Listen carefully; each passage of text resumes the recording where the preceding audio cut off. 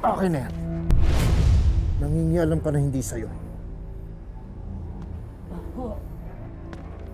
Ang lakas ng loob mong traidorin si Senyor.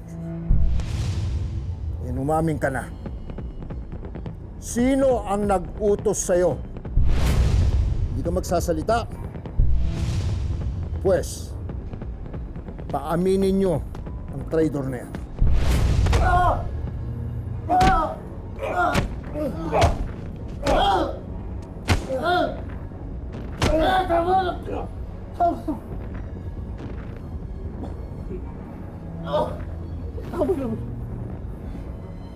Amin ako.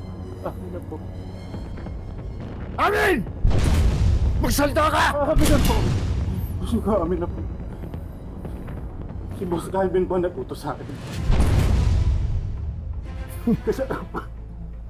Kasi gusto niya malaman kung sinong pinag-i-test ni Senyor.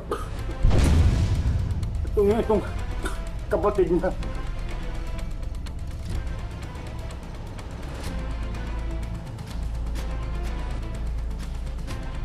Bitbitin nyo na ang taong yan. Ang traidor na yan. May gagawin pa tayo sa kanya.